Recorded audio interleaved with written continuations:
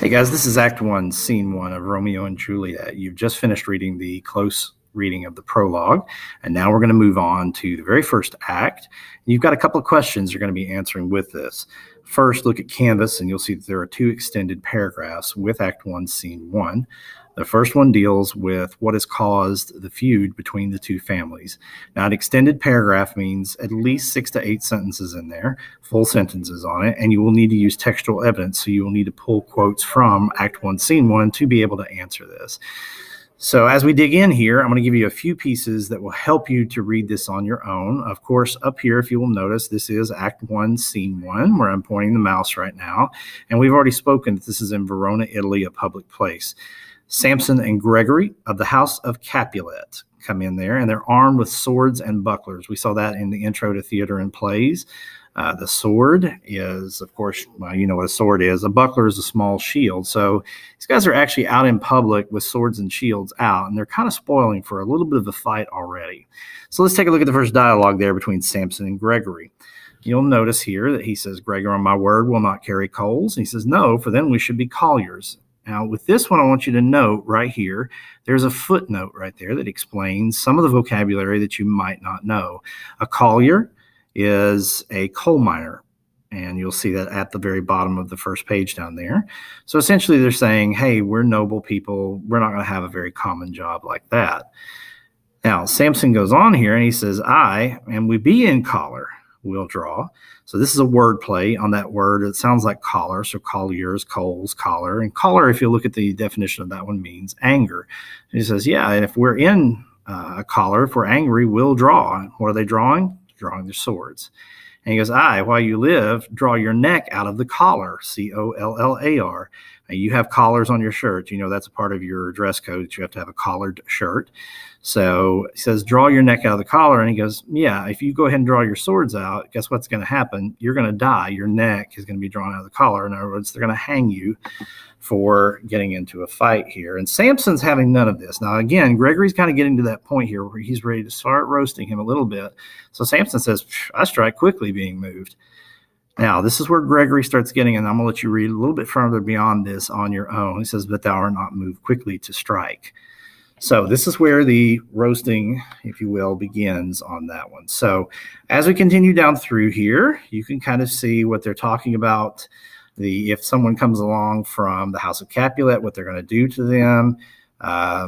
You can kind of see here that Gregory's making fun of him a little bit more. And I'm not going to go into a whole lot of explanation. You can ask questions about it if you're uncertain. So we continue down through here until we get down to about line 54 or so. And some of the other men from the other family, Capulets, come through there. And you will notice that he says, I'll frown at them right here in this line that I'm pointing out. I'll frown at them and let them take it as they will. Samson, though, he's not to be outdone. He says, I'm going to bite my thumb at them. And we've talked about that in class, that thumb biting is essentially very similar to a modern gesture that we make. So he's trying to insult them a little bit on purpose. He's trying to egg on the fight to encourage it, which he does. And you can kind of notice that the other men here, Balthazar and Abraham, they begin to get into it as well until someone comes in right down here in this line, Benvolio. Now, just so you know, Benvolio is Romeo's cousin.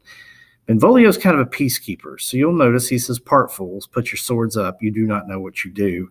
And he actually takes his sword and for this stage direction says, beats down their sword. But there's a problem. Someone else comes in, Tybalt, who is Juliet's cousin. They continue, and then the fight really breaks out here. And this is one of my favorite lines right here of Tybalt's. And Benvolio's trying to make peace. Tybalt says, what, drawn and talk of peace? I hate the word, as I hate hell, all Montagues, and thee. And he says, have at thee, coward. And if you'll notice, immediately the stage direction says they fight. There's no hesitation here.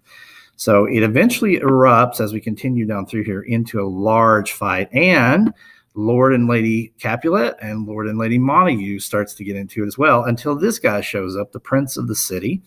And he basically threatens them. So here's the first question that you're going to be working with in this section. What causes this fight to happen? So I want you to go back through the text here, do the best you can to find the evidence that shows what has caused this fight to break out in the street today. Now, moving on down after that, and you want to go ahead and pause, by the way, the video at this point and answer that question. So the prince breaks it up. He threatens death if there's another fight. So this law, it's now the law of the land. He's the prince. He lays down the law. And when we see the movie here, you'll notice that he is a police captain. So the Montagues go by themselves. They begin to talk with Benvolio here around line 127. And they begin to ask about Romeo. First, they ask what started it. And then he says, have you seen Romeo? Now, basically, Benvolio says, I saw him this morning, and he was walking by a stream, and he was really unhappy. I could tell. And so Lady Montague and Lord Montague, who are Romeo's parents, ask him, Benvolio that is, to go and find out what's happening with Romeo. And they leave. They see Romeo coming in right here in line, right under line 175. They leave right past 180, and Benvolio goes over here and he talks to his cousin. So you can kind of see his good moral cousin. Romeo's like, I don't know, is the day so young? I didn't even know that it was morning. It's only strike 9. He goes, ay me, sad hours seem long. And he asks about his father. So your second question is to figure out what has made Romeo, in an extended paragraph, again, 6 to 8 sentences using textual evidence. Go in here and find out what's made him so unhappy. And that is pretty much the remainder of Act 1, Scene 1. And towards the very end here, Benvolio's giving him some advice in terms of how to fix what's making him sad. Romeo responds back to him. Or Benvolio says, you know what? He says, I'll pay that doctrine, or else I'll die in debt. So he's basically saying, if I can't fix you, then basically I can't fix anything. I said, I wind up dying in debt to you on that. All right. And then it says exeunt at the end, which means that instead of exit, it's exeunt, which means is a plural of exit. So that means that both Romeo and Benvolio walk off the stage, and we will move into Scene 2 from this point. Again, with Scene 2, that's a shift in the scenery change on it. So the lights would go down, for example, during a play. They would make some changes here. And in fact, they're going to have to make quite a few changes between Act 1, Scene 1, and Scene 2 to that. So it would take a few minutes to do that, and then we'll continue from there. So at this point, read through, do the best you can to understand what has caused this massive fight between these two groups of young men and what has caused Romeo to be so sad. Something big has happened to him.